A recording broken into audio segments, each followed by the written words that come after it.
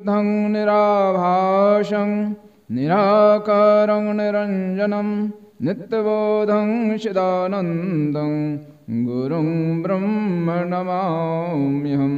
अव्यक्त रूप में परमाराध्य संत सद्गुरु महर्षि में परमहंस जी महाराज के चरण कमलों में असंख्य कोटि नमन।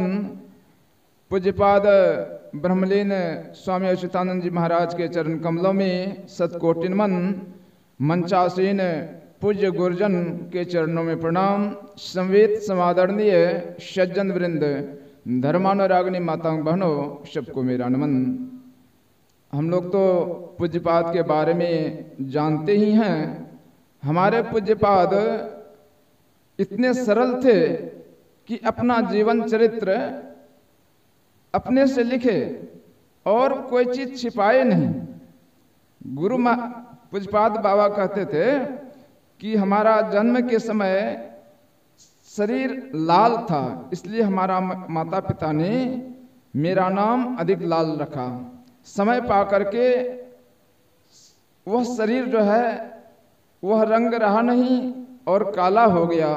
इतना काला हो गया कि माता पिता सोचने लगे कि इसका शरीर इतना काला है, शादी होगा कि नहीं होगा। इसलिए इनकी पढ़ाई लिखाई पर बहुत ध्यान दिए।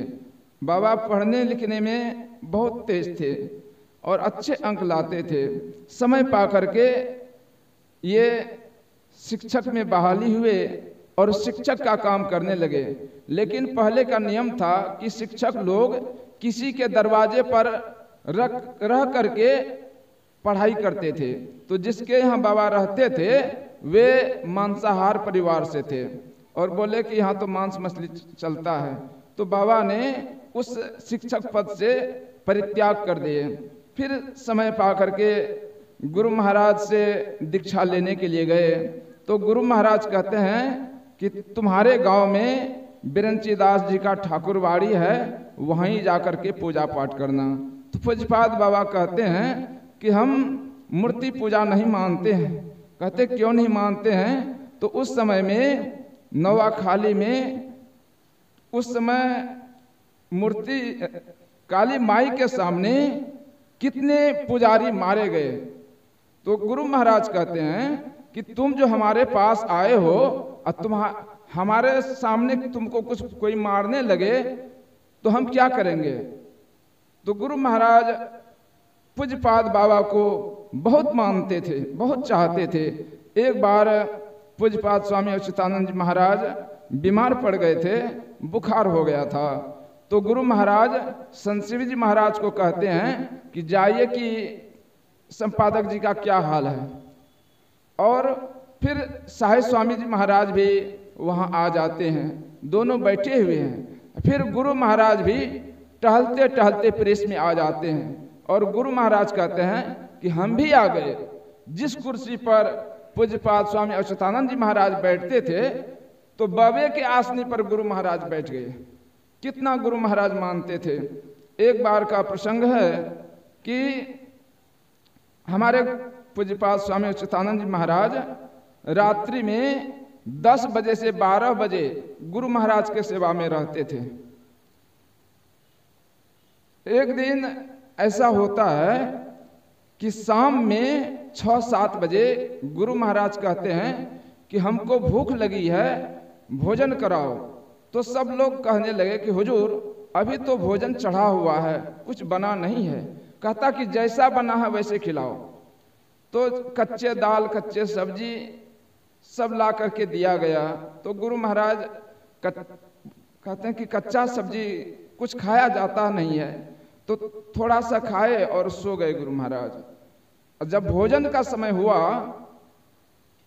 तो गुरु महाराज के चौके में पूज्य साहिब स्वामी जी महाराज, पूज्य संत शिव जी महाराज और पूज्य श्रीधर बाबा तीनों भोजन करने लगे। तो हमारे पूज्यपाद अच्युतानंद बाबा से गुरु महाराज कहते हैं कि आप जाकर के देखिए कि हमारे चौके में कौन कौन भोजन कर रहे हैं। तो बाबा जाकर के देखते हैं कि पूज्य श्रीधर बाबा, संसी बाबा और साहिब स्वामी जी महाराज तीनों भोजन कर रहे हैं। तो कहते कि हुजूर ये तीनों लोग भोजन कर रहे हैं। तो तो गुरु महाराज कहते हैं कि तीनों को कहिए कि भोजन करने के बाद हमसे बात करेंगे, हमसे भेंट करेंगे। तो पूज्यपाद बाबा ने तीनों बाबा को कह दिए कि गुरु महाराज आप लोगों को भोजन करने के बाद बुलाए हैं। तो तीनों भोजन करके गुरु महाराज के पास आते हैं। तो गुरु महाराज कहते हैं कि श्रीधर जी आप तो बूढ़े हो गए हैं, तभी आप देखे थे कि हम भोजन किए थे?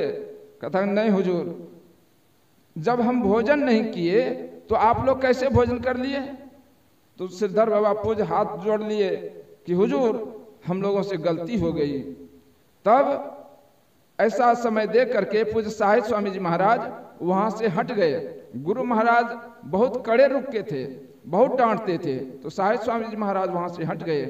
बीच में पड़ गए संत शिवी जी महाराज। संत शिवी जी महाराज को गुरु महाराज बहुत डांटे। फिर कथक जाइए सोइए। सब लोग सोने के लिए चले गए और पूज्यपाद स्वामी अच्युतानंद जी महाराज 10 बजे रात से 12 बजे रात तक गुरु महाराज के सेवा में थे। जब 12 बजे रात होता है तो गुरु महाराज पूज्य अच्युतानंद जी महाराज को कहते हैं कि जाइए संत शिवी जी को बुला करके लाइए। तो संत शिवी जी को बुला करके लाए। तो गुरु महाराज कहते हैं कि संत शिवी जी आज तो बहुत आपको फटकार लगी है, आपको बहुत कष्ट हुआ होगा। तो संत शिवा कहते नहीं हुजूर कोई कष्ट नहीं हुआ। नहीं, आपको बहुत कष्ट हुआ है, आप हमारे सामने आइए। और संत शिवा जो गुरु महाराज के सामने गए तो गुरु महाराज ने दोनों हाथ से पकड़ करके संत शिव जी महाराज को छाती से लगा लिए और कहते कि जाइए मेरा शरीर जो है शीतल हो गया। तो फिर पूज्यपाद स्वामी अच्युतानंद जी महाराज को बाबा बता रहे थे कि हम गुरु महाराज के सामने गृहस्थ वेश में रहते थे, लेकिन कभी भी गुरु महाराज हमारा अनादर नहीं करते थे। मंच पर बैठाते थे और कहते थे कि संतमत का जो संपादक होता है वह बौका नहीं होता है। गुरु महाराज हमसे जिला वार्षिक अखिल भारतीय में सब जगह प्रवचन करवाते थे। एक बार पूज्यपाद स्वामी अच्युतानंद जी महाराज को फिर बुखार हो गया। 1 मिनट, बुखार हो गया तो उनके साथ में रहते थे रामावतार अग्रवाल जी भवानीपुर के। तो गुरु महाराज को प्रणाम करते हैं। तो गुरु महाराज कहते हैं कि संपादक जी का क्या हाल है? तो कहते हैं कि हुजूर बुखार है। फिर दूसरे दिन जाते हैं, उनको प्रणाम करते हैं, कहते हैं आज क्या हाल है? बोलते हैं कि हुजूर आज भी बुखार है। फिर तीसरे दिन जाते हैं प्रणाम करने के लिए, कहते हैं आज क्या हाल है संपादक जी का? कहते हैं हुजूर आज भी बुखार है। कहते हैं कब तक सोया रहेगा? तो रामावतार बाबू को इतना डांटे तो जा करके कहते हैं कि गुरु महाराज बहुत डांटते हैं। तो उसी समय पूज्यपाद बाबा का बुखार भी समाप्त हो गया। एक प्रसंग और सुनाता हूँ कि गुरु महाराज चिकनी में यहाँ से 10 किलोमीटर दूर है, वहाँ पर आए हुए थे। उस समय पूज्यपाद स्वामी अच्युतानंद जी महाराज को बुखार हो गया था और मालूम हुआ कि चिकनी में गुरु महाराज आए हुए हैं। तो उनके दर्शन करने के लिए इतनी लालसा थी कि बुखार के हालत में ही पूज्य स्वामी अच्युतानंद जी महाराज स्नान करके दाल भात खा करके यहाँ से चल दिए। जैसे गुरु महाराज को प्रणाम किए तो उनका बुखार समाप्त हो गया। वहाँ 2 दिन का कार्यक्रम था। उसके बाद गुरु महाराज दुर्गापुर में आए, वहाँ भी 2 दिन रहे, वहाँ भी बाबा रहे। जब गुरु महाराज चले गए तो फिर पूज्यपाद अच्युतानंद जी महाराज को फिर से बुखार हो गया। तो कहने का मतलब है कि गुरु महाराज अच्युतानंद जी महाराज को बहुत मानते थे। वैसे संत शिवी जी महाराज भी पूज्यपाद बाबा को बहुत मानते थे। पूज्यपाद स्वामी अच्युतानंद जी महाराज हम 2000 ईस्वी में थे पूज्यपाद के सेवा में। तो पूज्य संत शिवी जी महाराज से बिना आज्ञा लिए कोई भी प्रोग्राम में बाबा नहीं जाते थे, शिष्टाचार का बहुत पालन करते थे। तो यही 2 शब्द आप लोगों की सेवा में रखा। श्री सद्गुरु महाराज करने का और सेवा करने लगे लगभग 7 दिनों तक। फिर वहाँ के क्षेत्रीय सत्संगन कहते हैं बाबा इनको अपने सेवा में रख लीजिए। हमको भी खुशी हुई। पूजवा कहते हैं बिंदु हो कुप्पाघाट में रहो। हाँ बाबा रहो हम कुप्पाघाट में। फिर इनके सेवा में रहने लगे 1988 से और 95 तक सेवा किए। बीच में प्रेस का भी कार्य करते रहे। उन्हीं जो मुझे समझदारी कुछ सूझबूझ हुआ इनके समझाने कला बड़ा ही सरल ढंग से था। मैं सेवा में रहते हुए देखा, बड़ी ही सरलता के मूर्ति थे और निरहंकारी, कोई छल कपट नहीं। इनके सचामरक में जो सीखा वही सुनाता हूं 2 शब्दों में। भगवान शिव ब्रह्मा जी जिज्ञासा करते हैं, महायोगेश्वर जीव जो दुख में पड़ा हुआ है, दुख से कैसे छूट पाएगा? बहुत दुख है जीवन में, बड़ा दुख कौन सा है? आवागमन सम दुख दूजा। इस जीव कैसे छूट पाएगा? कोई कहते हैं केवल योग करने से, कोई कहते केवल ज्ञान अर्जन से जीव को मुक्ति मिलेगी, मोक्ष मिलेगा। आप इसमें क्या सहमति है? भगवान शिव कहते हैं, योगहीनम कथम ज्ञानम मोक्षदम भवति हो, योग अपि ज्ञानहीनस्तु नो च मोक्ष कर्मणि, तस्मात् ज्ञानम च योगम च मुमुक्षु दृढ़मभिषेद। अर्थात जो ज्ञान योग से विहीन है वो छूछा ज्ञान है, अधूरा ज्ञान है। संत विष्णु करीवानी में कहा, कहता जो करता नहीं मुकाबरा, लबार कह दिया कड़ीवानी का। आगे खाएगा तका साहब के दरबार में। और पुनः कहते हैं जो योग ज्ञान से विहीन है, अधूरा योग है, कोई जीव को उसे मुक्ति नहीं मिलेगी। इसलिए मुमुक्षु को चाहिए दृढ़ता के साथ, लगनशीलता के साथ, तत्परता के साथ ज्ञानार्जन करे, साथ साथ योग भी करे। मुमुक्षु कहते हैं जो मोक्ष प्राप्त करने को उत्सुक हैं, विकल विह्वल हैं, उन्हें चाहिए पहले समझदारी चाहिए। मोक्ष मुक्ति कहते हैं किसको? मुक्ति मिलती है कहाँ? मुक्ति किनको चाहिए? योग किसे कहते हैं? योग किन से कब कहाँ होगा? यह समझदारी ज्ञान कहाँ होगा? हटिया मन होगा। कौन हटिया में? सत्संग को संत कबीर साहब ने हाट ही कहा। चल सतगुरु के हाट ज्ञान बुद्धि लाइए, कीजे साहब सेत परम पद पाइए। तो पलटू साहब ने कहा मुक्ति मुक्ति सब खोजत है, मुक्ति कहो कहाँ पाइए जी? मुक्ति को हाथों पाँव नहीं, किस भांति दे दिखलाइए जी? ज्ञान ध्यान की बात बुझिए, या मन को खूब समझाइए जी। पलटू में कौन देखा जीवत ही मुक्त हो जाए, मरने पे कौन देखा है? साधु भाई जीवत ही करवा सा। सत्संग समझदारी होती है, सूझबूझ होता है, और ज्ञान प्राप्त करके तब योग करेंगे। योग भी हठ योग होता है, राजयोग होता है। हम आपको बतलाया गया राजयोग की प्रक्रिया कैसे होता है, आगे सुनेंगे। बोलिए श्री सद्गुरु महाराज की जय। है मोर श्री सद्गुरु महाराज की उपस्थिति के अनुसार गुरु महाराज का जयकार नहीं होता है। बुकले कत्ता बोलते हैं। और हमारे जो श्रद्धे स्वामी संचालक महोदय अमित बाबा बोले कि दिल्ली से आए हैं। परमात्मा जो है दिल का विषय है, डॉक्ट्रिन ऑफ द हार्ट। इसलिए हम लोग दिल से गुरु महाराज की पुकार करें, जयकार करें। श्री सद्गुरु महाराज की। 20वीं शताब्दी के महान समन्वयकारी संत सद्गुरु महाराज के पावन चरण कमलों में कोटि सह नमन।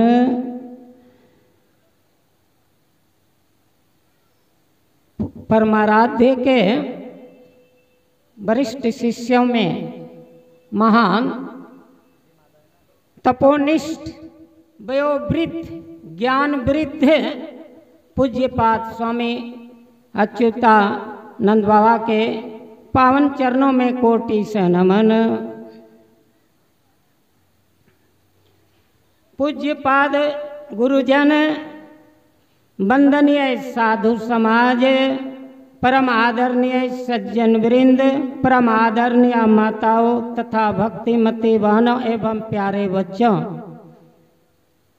मेरे मन में जो है पूरी तमन्ना थी, चाहे किसी भी रूप में जाना है, टिकट नहीं मिला। हमारे साथ विकलांग एक रहते हैं वरुण बाबा। मैंने कहा आप कोई उपाय नहीं है बाबा, आप मेरे साथ चलिए, मैं आपके साथ जा सकता हूँ, और कोई उपाय है ही नहीं। जब दाह संस्कार में तो मैं आ गया, परवेश बाबू वहाँ से महाराष्ट्र से बोले दिल्ली वालों को कि बाबा को ले लीजिएगा आप लोग।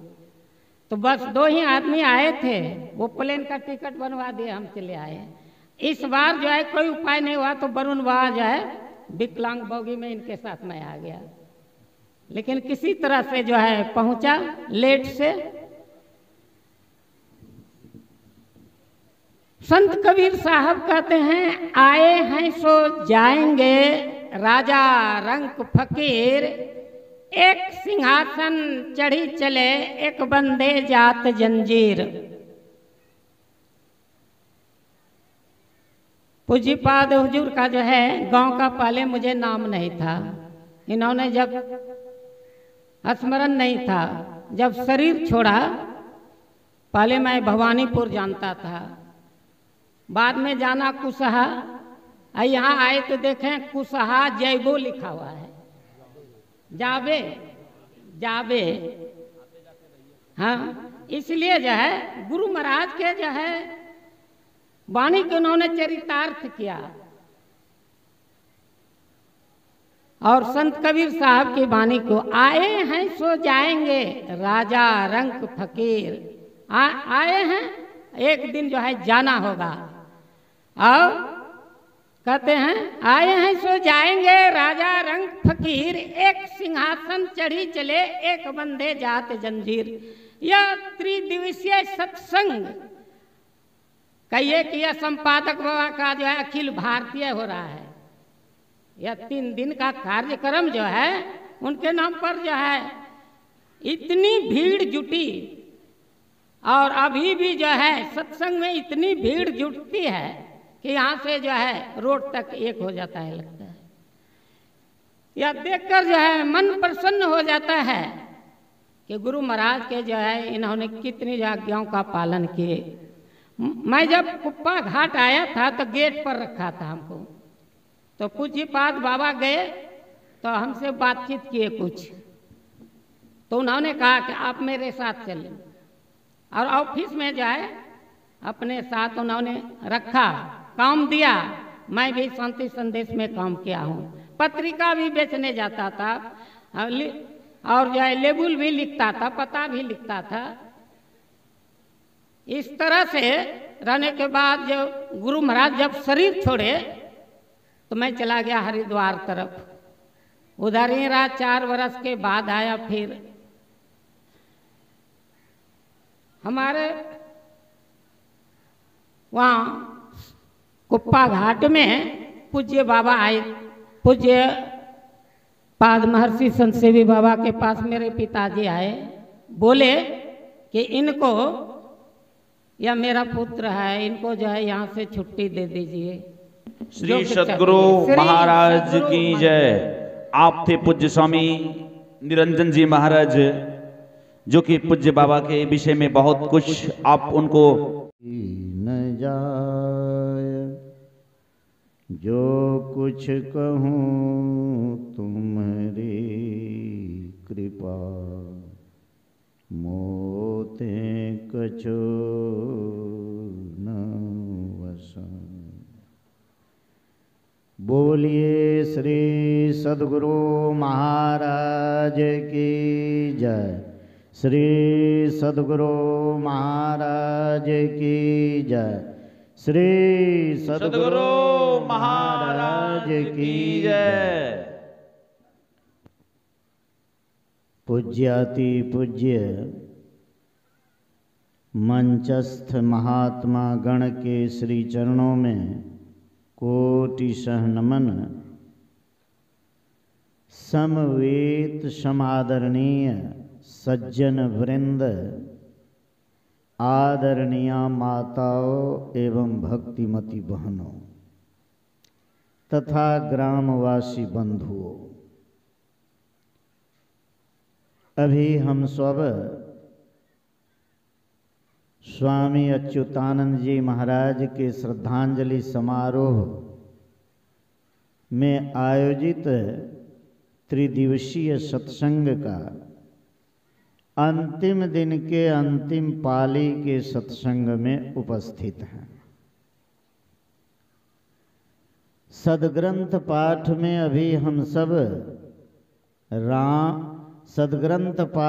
अभी हम सब सत्संग योग से ऋषि और संतों की वाणी को सुन रहे थे। संत कबीर साहब के वाणी में हम लोग सुन रहे थे कि भक्ति निशाने मुक्ति की संत चढ़े सब धाय, जिन जिन मन आलस किया जन्म जन्म पछताए। यदि मोक्ष प्राप्त करना चाहते हैं, दुखों से छूटना चाहते हैं, तो संत कबीर साहब ने कहा कि ईश्वर का भजन कीजिए।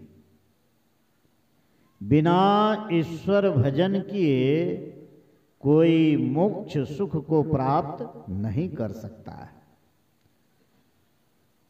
ईश्वर की भक्ति कीजिए, और वह भक्ति कैसी? ज्ञान और योग युक्त होना चाहिए। इसीलिए गुरु महाराज संत मत के द्वारा ज्ञान योग युक्त ईश्वर भक्ति का प्रचार किए। और सुन भी रहे थे हम लोग कि बिना योग से ज्ञान नहीं, बिना ज्ञान से योग नहीं। जो ज्ञान और योग दोनों का अभ्यास दृढ़ता के साथ करते हैं, वही मोक्ष के समीप हैं, निर्वाण के समीप हैं। भगवान बुद्ध ने भी कहा, ज्ञान बिना ध्यान नहीं, ध्यान बिना ज्ञान नहीं। जो ज्ञान और ध्यान रखते हैं वही निर्वाण के समीप है, वही निर्वाण के समीप है। और गुरु महाराज ज्ञान के संबंध में कहे हैं, सत्संग योग में है पारा संख्या 101 में कि ज्ञान बिना कर्तव्य कर्मों का निर्णय नहीं होता है, और ज्ञान के अभाव में लोग अकर्तव्य कर्म भी करते हैं। इसीलिए सबको ज्ञानोपार्जन करना चाहिए।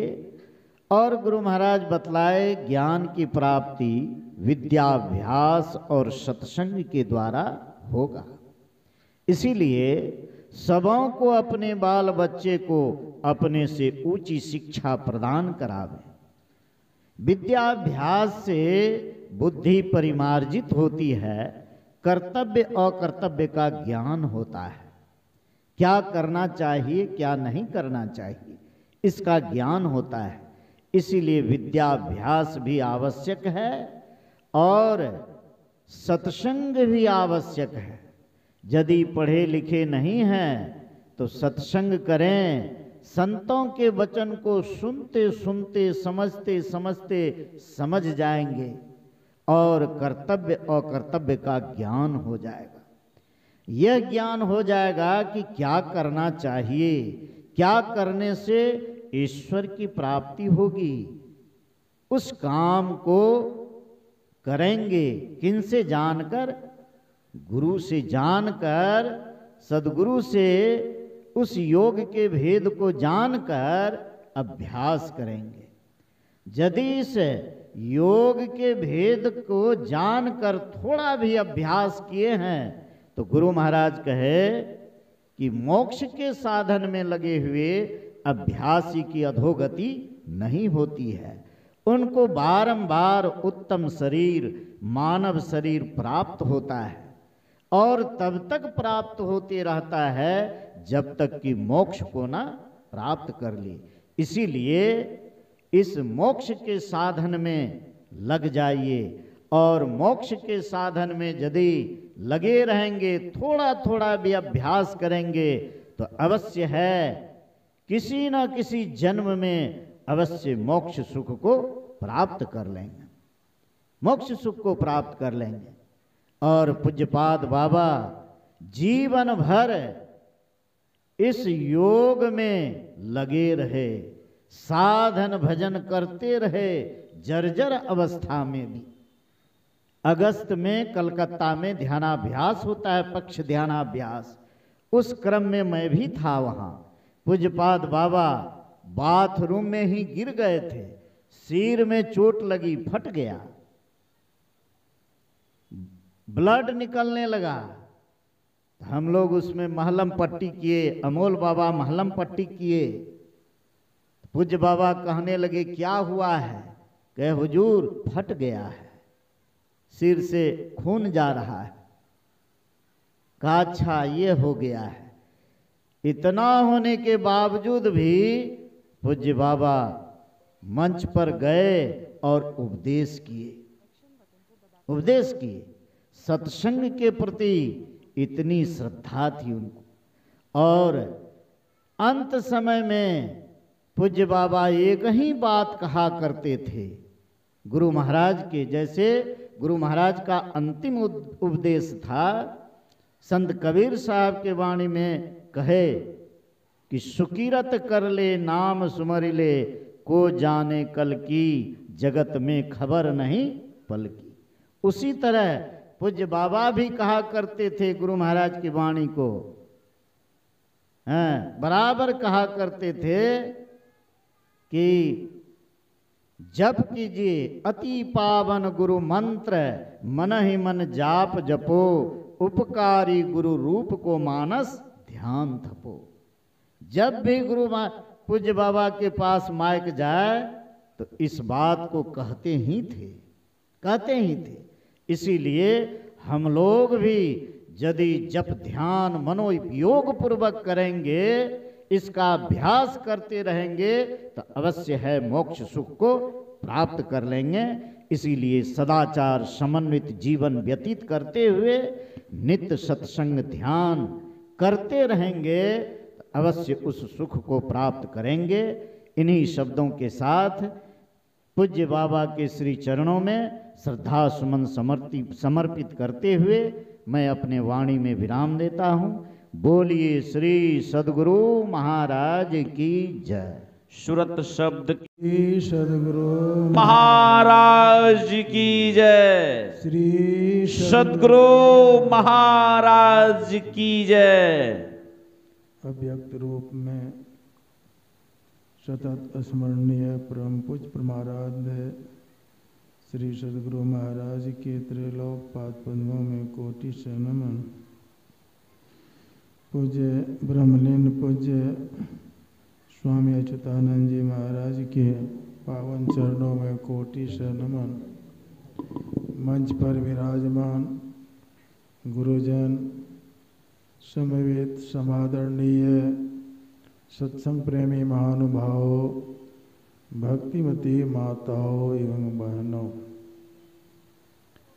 जिस महापुरुष के श्रद्धांजलि समारोह में हम सभी लोग उपस्थित हैं, वो हम सत्संगियों के लिए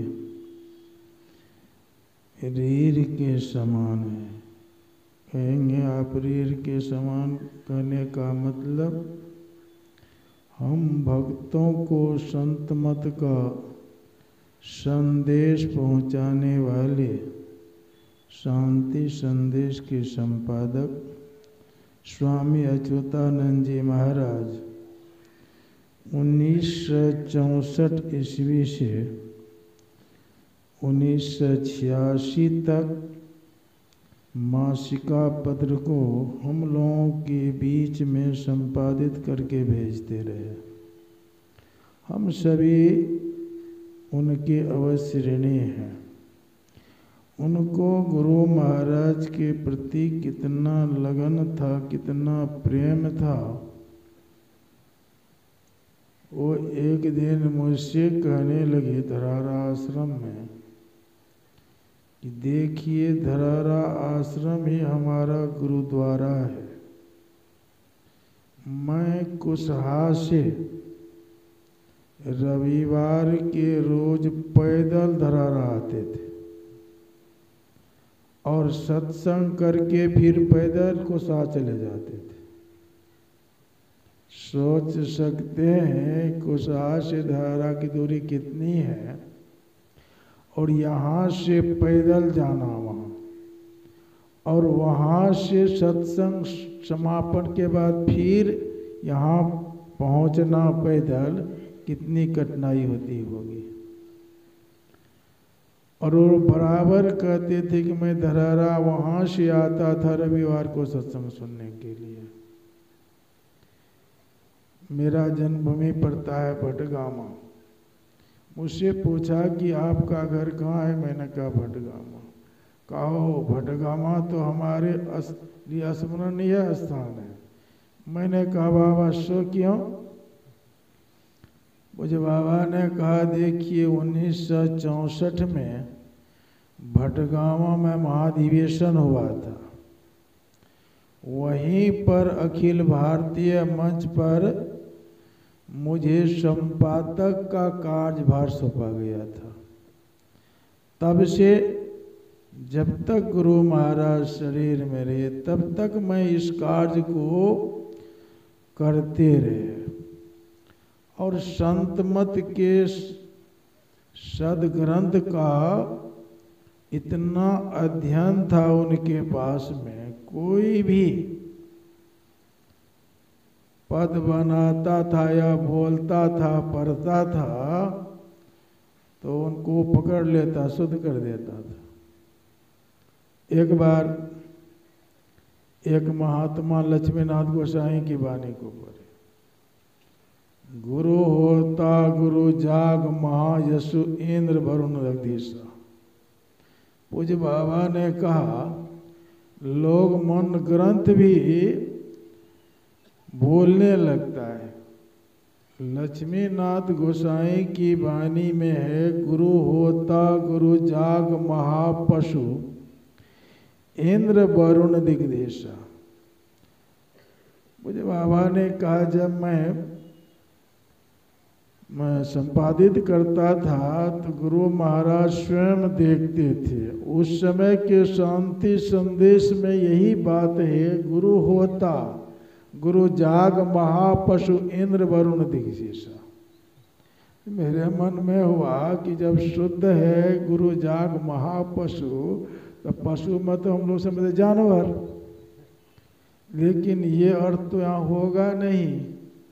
तो बहुत मोटी डिक्शनरी है धरारा आश्रम में, उसको मैंने निकाल करके देखा कि पशु का अर्थ होता है क्या, जानवर ही होता और कुछ होता है। तो उस डिक्शनरी में मैंने पढ़ा कि पशु का अर्थ होता है महादेवता।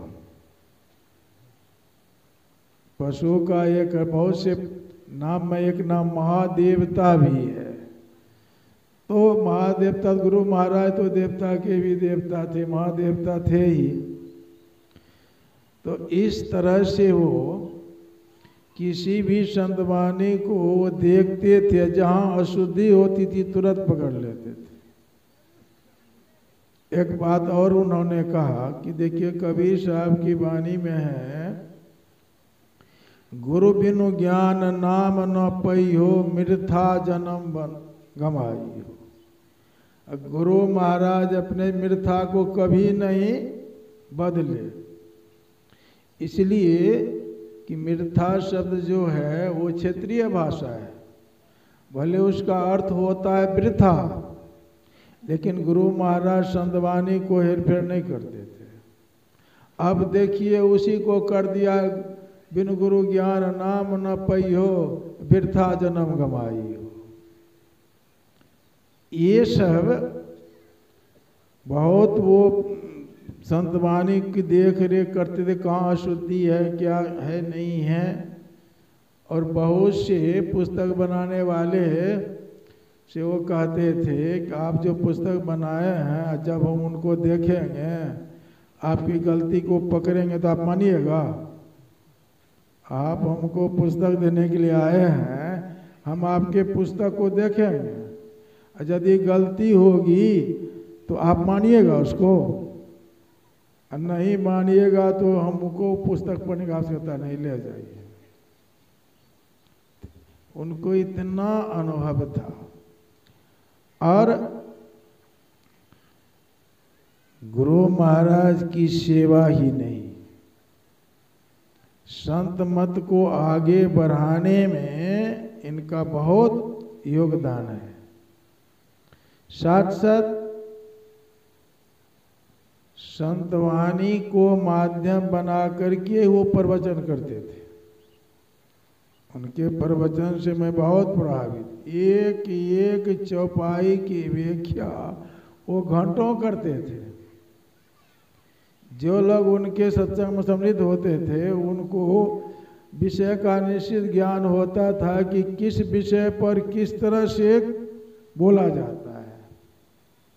यह भी सीखने योग्य बात है और इधर उधर की बात नहीं। संत की महिमा पर जब वो कहते थे तो लोग सुन करके आश्चर्य हो जाते थे। एक बार धरारा आश्रम में पूज्य श्रीधर बाबा के पुण्यतिथि में प्रवचन के संत की महिमा पर कबीर साहब की वाणी, दर्शन कीजिए साध की दिन में कई बार, आसो जाका में जो बहुत करे उपकार। इस पर उन्होंने 1.5 घंटे तक बोले और सुन करके हमारा हृदय तो गदगद हो गया कि इस तरह का सत्संग ही सुनना चाहिए। ऐसे वो महापुरुष थे और जीवन तन मन धन गुरु महाराज की सेवा में लगा। तन मन धन को अर्पि गुरु पद सेव करो, मैं ही आज्ञा पाली दुस्तर भव सुख से तरो। कुछ समय कलकत्ता के बाद धरारा आश्रम में उनका रहने का विचार हो गया। मुझसे कहा कि यदि कोई यहाँ मकान बनाएगा तो आप जमीन दे सकते हैं। मैंने कहा बाबा कोई मकान बनाएंगे तो मंदिर के ही रूप में बनाएंगे, कोई गृहस्थ लोग अपना घर बना लेंगे सो तो नहीं होगा। तो नहीं कोई रहने के लिए यहाँ बनावे, तब ये अपने ही बनाने की बात कर रहे थे। तो बाद में कहले यदि मैं बनाऊंगा तब मैंने कहा कि आपकी ही जमीन सब है, हम तो सेवक के रूप, जमीन तो आपका है, तो किधर हमको मकान बनाने के लिए दीजिएगा, हमसे पूछ रहे हैं। मैंने कहा सब जमीन आपका है, लेकिन मकान बनाने में जो खर्च लगेगा तो वो खर्च काहे के लिए कीजिएगा, हमारे पास तो है ये है मकान, आपको मैं कोठरी दे रहा हूँ उसी में आप रहिए, का दिखाइए तो दिखाए, कहा तो बहुत अच्छा है, लेकिन बात नहीं है, मैंने सब बन जाएगा, सब बना दिए।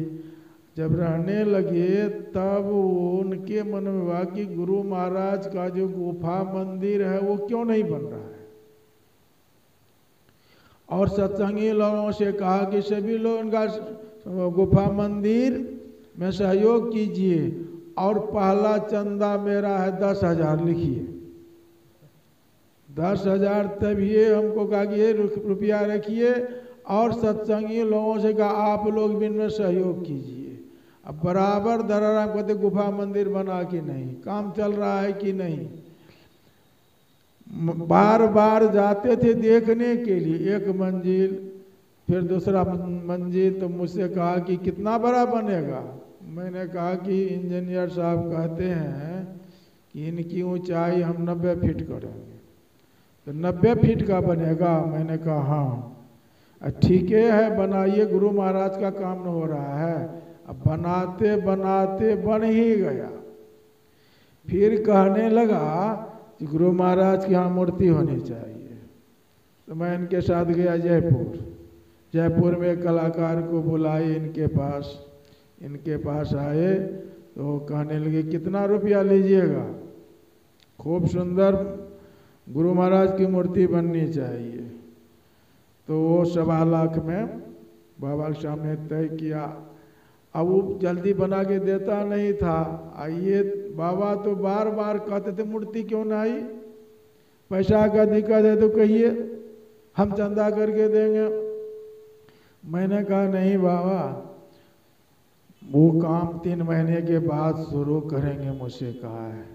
अब यहाँ से कलकत्ता तक ही कहने लगा कि गुरु मूर्ति बन रही है, वहाँ गुफा मंदिर। गुरु महाराज 3 महीना तक रात दिन साधना किए थे, शरीर पीला हो गया था।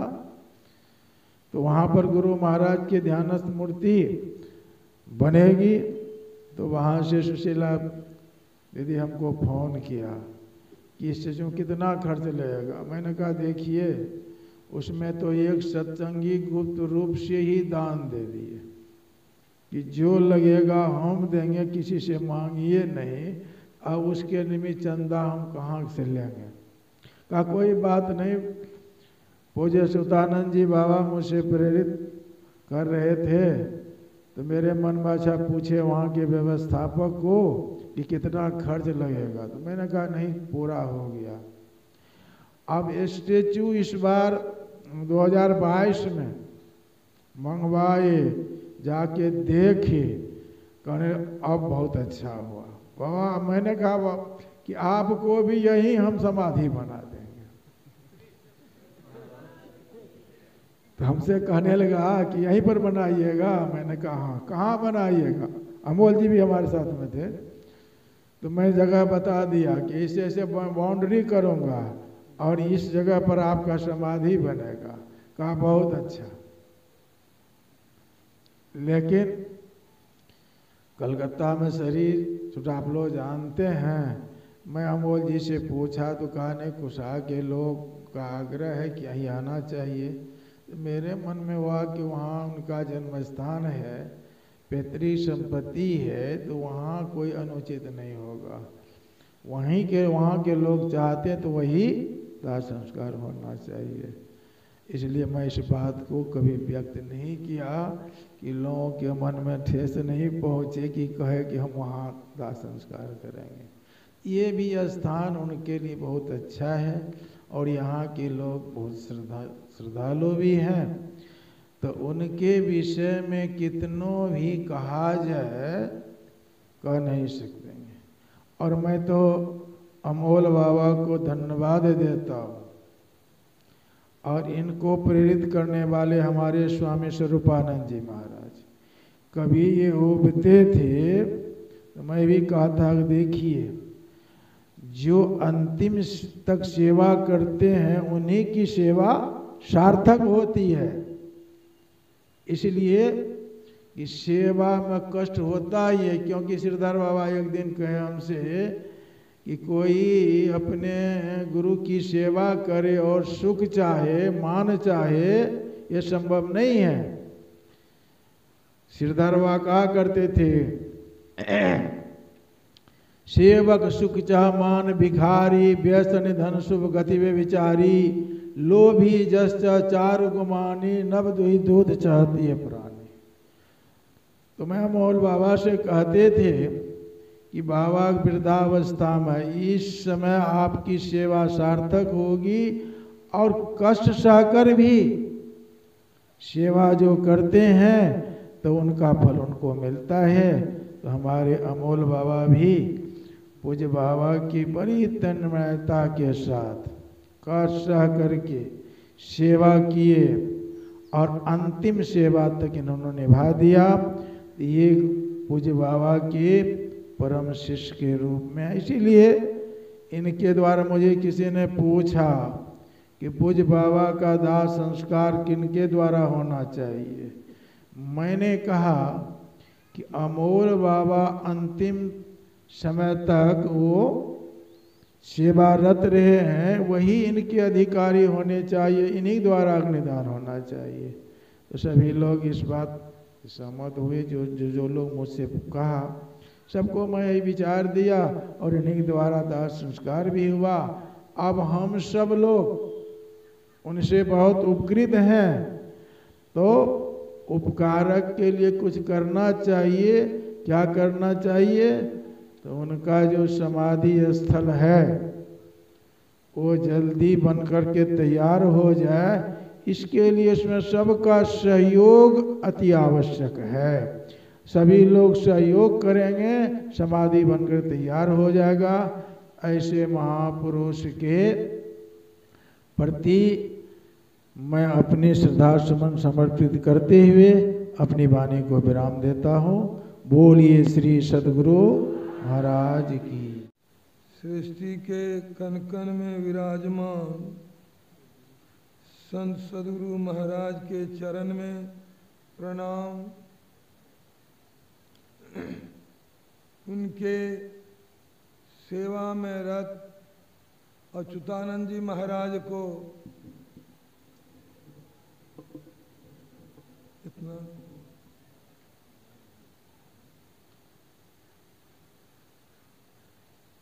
जो आपने सुना, अच्युतानंद जी महाराज कितना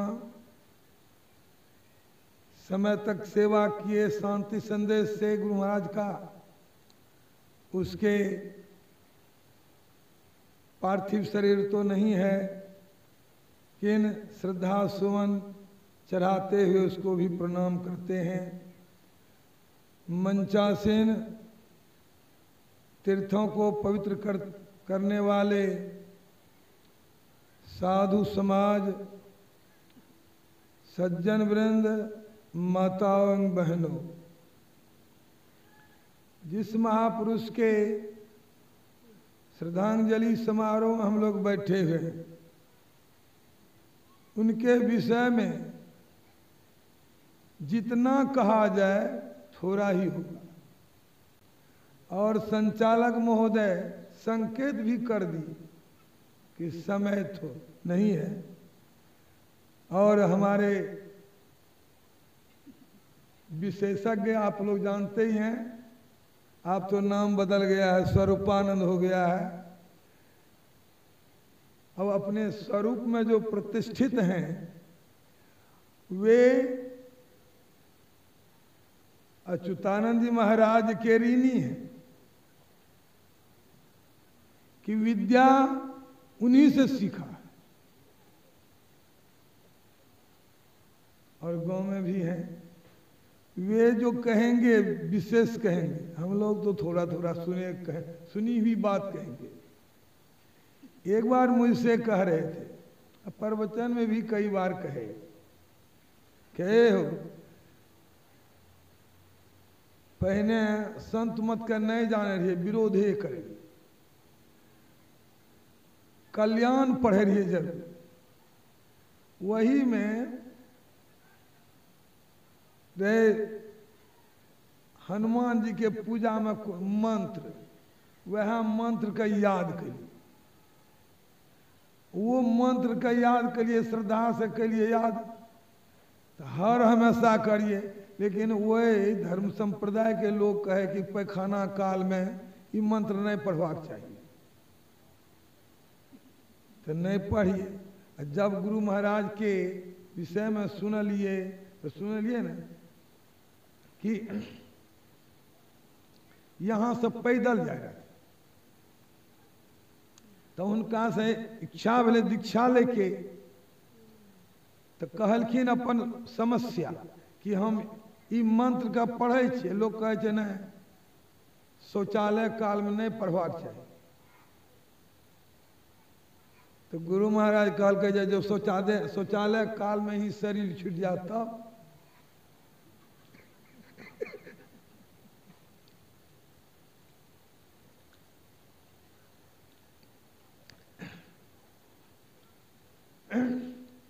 तब कहलखिन कि हम चुप भाग गए। तब जब गुरु महाराज के मंत्र ले लिए गुरु महाराज से, तब तो वो मंत्र छुटिए गए। तब समझे समझ लिए जे समझा दलक धरहरा के व्यवस्थापक महोदय, हम उनका विषय में कुछ कहे असमर्थ छी, क्योंकि हमार बाबा विवेक भाई छे, एहि खातिर मैं यहीं विराम ले छी। श्री सदगुरु महाराज की पूज्य स्वामी पवित्र करने वाले बुद्ध मंगलमय वंदनीय मंचस्थ महात्मागण, समुपस्थित धर्म प्रेमी सज्जन वृंद, धर्मशीला देवियों, हम लोग पूज्य बाबा की शारीरिक विदाई तो कर चुके हैं, शरीर उनका शांत हो चुका है और भावनात्मक रूप से यह भंडारे के साथ यह श्रद्धांजलि समारोह किया जा रहा है। इसमें परसों से ही हम लोग उनके जीवन के संबंध में बहुत सारी बातों की चर्चा कर चुके हैं। आज भक्ति की प्रौढ़ता में एक आया है श्री रामायण जी में, विरति चर्म, विरति मन वैराग्य, चर्म मन ढाल, विरति चर्म 80 ज्ञान, 80 नाम तलवार का है, ज्ञान हो तलवार, मद लोभ मोह, मद मन अहंकार, लोभ और मोह अज्ञान को, आसक्ति को कहते हैं। विरति चरम 80 ज्ञान मद लोभ मोह रिपु मारी, जय पाइये सो हरि भगति, सुनहु खगेश विचार। यदि जीत गए अहंकार को मारने में, लोभ को मोह को मारने में, किससे मारेंगे? ज्ञान रूपी तलवार से और वैराग्य रूपी ढाल से आप जो है इसको मारेंगे। कितनहु कोई संकट हो, कोई वाण चलाता है, ढाल सामने रखता है तो ढाल पर उसको बचा लेता है। ऐसा ही कितनों संकट हो, आप विरक्त भाव में आ जाइए कि चलो भाई संसार नश्वर है, ऐसा ही दुनिया चलती है, तो सबका सब समाप्त हो जाता है। और ज्ञान तो हमेशा संबल है, उससे आप नष्ट करेंगे। ये मोह आसक्ति भी छूटनी ही है। हम लोग पूज्य स्वामी अच्युतानंद जी महाराज के जीवन में इसका समन्वय देखते हैं। यों इसकी प्राप्ति के लिए जो था, योग मन जुड़ना, ज्ञान मन जानना। जानने के लिए सत्संग और विद्याभ्यास आप सुन चुके, ये 2 साधन गुरु महाराज ने बताया है भी। यह सत्संग का विद्यालय ऐसा विद्यालय है जो महाविद्यालय है, इसमें बच्चे बूढ़े सब लोग पढ़ते हैं। यही बात पूज्य स्वामी अच्युतानंद जी महाराज ने बड़े बड़े प्रोफेसर रामेश्वर प्रसाद सिंह, डॉक्टर रामजी सिंह जो पीएचडी कराते हैं भागलपुर यूनिवर्सिटी के, उन लोगों की बैठक में इनको बुलाया। और जब ये गए तो उन लोगों ने कहा, देखिए हमारे शांति संदेश के संपादक जी आ गए हैं, आज के सभा की अध्यक्षता संपादक ही करेंगे। इन्होंने कहा कि मैं तो मिडिल पास, कॉलेज का मुंह भी नहीं देखा, आप लोग तो पीएचडी होल्डर है और कराते हैं पीएचडी और कहते हैं नो नॉलेज विदाउट कॉलेज। ये मिडिल पास को कैसे आप सभापति बनावेंगे? उन लोगों नहीं माना का आज तो आपको छोड़ेंगे नहीं, सभापति बनना ही पड़ेगा। और उन लोगों ने सभापति बनाया तो यही कहा कि गुरु महाराज से पूछा कि आपका विद्यालय कॉलेज का बहुत, जितना सत्संग मंदिर है सब हमारा कॉलेज है, और ये जो है सत्संग जो है पढ़ाई का ये जो जगह जगह क्लास हम लोगों का चलता ही रहता है। बड़े बड़े विद्वान भी सामने में झुक जाते थे। तो साधारण पढ़ाई थी पहले की, किंतु सत्संग के ज्ञान में आने से कितना ज्ञान बढ़ा आप अंदाज कर सकते हैं। पूज्य बाबा के जीवन में ऐसी बहुत सारी चीज़ें हैं। तो थोड़ी यही योग है, जुड़ना, अपने को जोड़ना। हम है दृष्टि के साथ, दृष्टि की धारों को जोड़ेंगे, फैल जाते हैं दृष्टि के द्वारा। इसलिए कहा जो हृदय केंद्र बिंदु में युग दृष्टियों को जोड़कर, युग दृष्टि को क्या जोड़ना है? अपने को ही जोड़ना है। दृष्टि के माध्यम से दृष्टि रथ चरी श्रुति धावे। कहाँ जाना है? सतगुरु संत कंज में वासा, कंजा कमल में गुरु का वासा है। वहाँ दृष्टिधारों को जोड़ करके चलेंगे। मन मानसों को मोरी सब आशा निराशा छोड़कर, ये जो है मन की धारों को मोड़ करके चलना होता है। पूज्य बाबा के जीवन में देखें तो यह कि 64 ईस्वी में आपने सुना, गुरु महाराज के जीवन की बात देखें। 70 में गुरु महाराज का पेशाब रुक गया था पूर्णिया में, और वो ऑपरेशन हुआ पटने में। उसके बाद वे कमज़ोर हो गए, डॉक्टर के अधीन हो गए। 70 के पहले के बहुत सारे सत्संगी होंगे इस बीच में भी। उसके पहले सत्संग में 2 ही बार भोजन होता था, चूँकि गुरु महाराज भी 2 ही बार खाते थे। वो दोपहर में फिर रात में। जलपान नहीं होता था सत्संग में। हम लोग तो भूख से सध जाते थे, बच्चा थे ना, भोरे जलपान चाहिए था।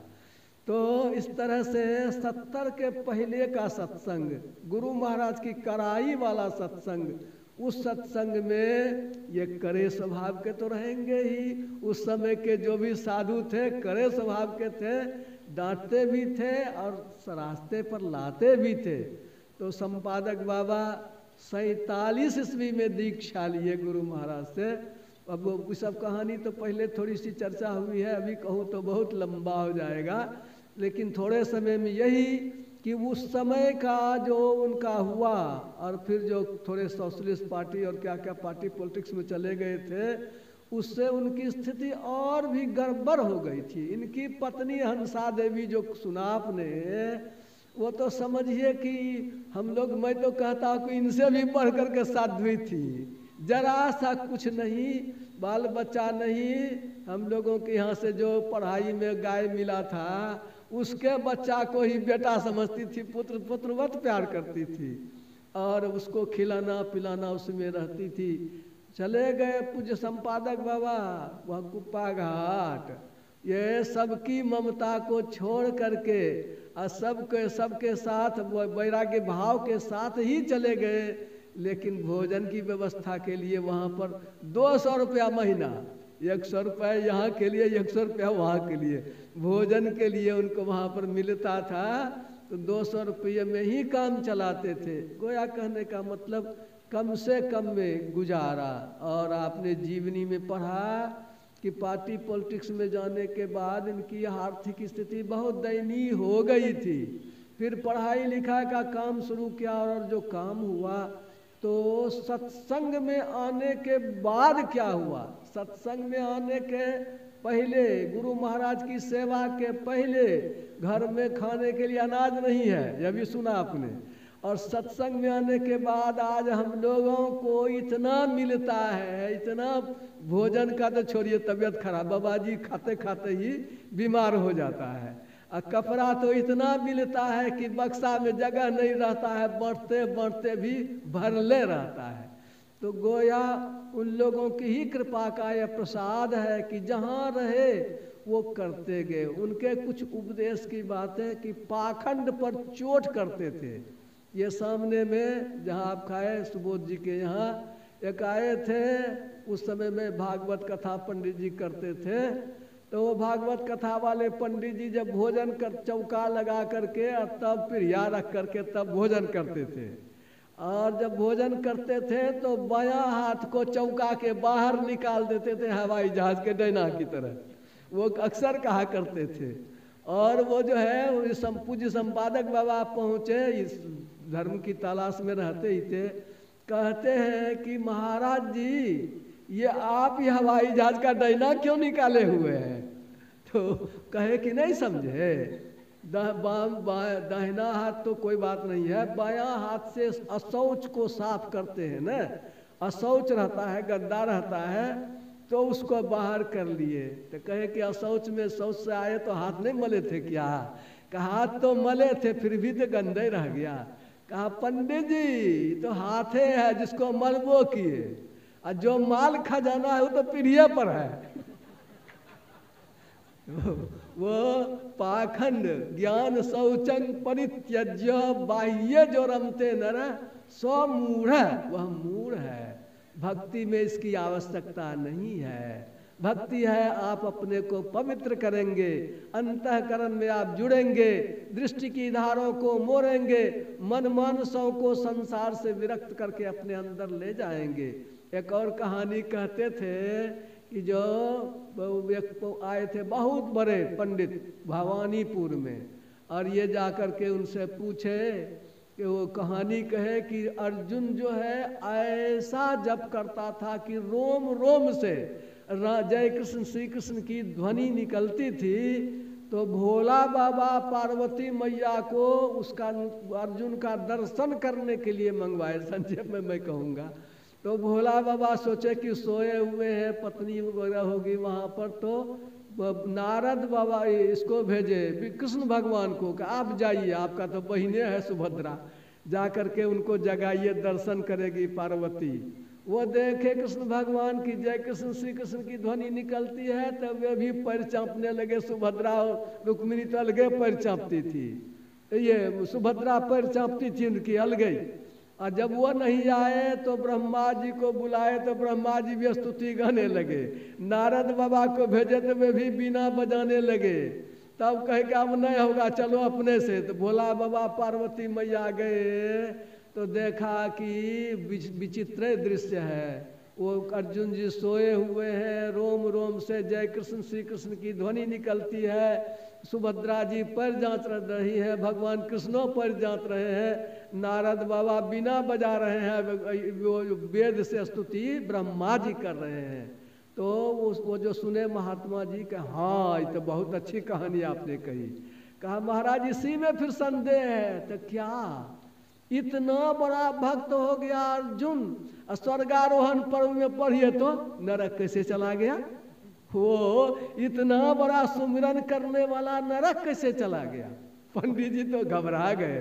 तो ये वजह है कि यहाँ जो साधना है संत मत की, ये साधना में ज्ञान होता है जीव और शिव का। ये बाहर में जो रूप जगत है तो नष्ट होने वाला है ना, लेकिन आत्मसत्ता का ज्ञान अलग होता है इसमें। और आत्मसत्ता का जब तक ज्ञान नहीं होगा तब तक मुक्ति की ओर बढ़ नहीं पाएंगे। इसलिए उपविषेक विषेकं चिंतकेन मुहुर्मुहु न शक्यते मनोजे तुम बिना युक्तिं मनिंदिताम। कि आप बारंबार बैठते रहिए, जब करते रहिए और कुछ करते रहिए, जब तक गुरु नहीं सही ढंग से करेंगे, वे तरीका नहीं बतलावेंगे, भक्ति के मार्ग पर चल नहीं पाएंगे। इसलिए प्रेम के द्वारा और वैराग्य के द्वारा और फिर ये जो मनोविकारों को जय करते हुए आप बढ़ेंगे तो भक्ति की सीढ़ी पर चढ़ेंगे। बहुत कम समय में रखनी थी बातों को, इसलिए मैं अधिक नहीं कुछ कह सकूंगा। आप लोग बराबर सत्संग सुनते ही रहते हैं। पूज्य स्वामी अच्युतानंद जी महाराज की कितनी देन है हम लोगों के लिए, कहा कि ऋणी है। सचमुच में एक अक्षर सिखा देता है तो उसके ऋण से कोई उतर नहीं सकता है।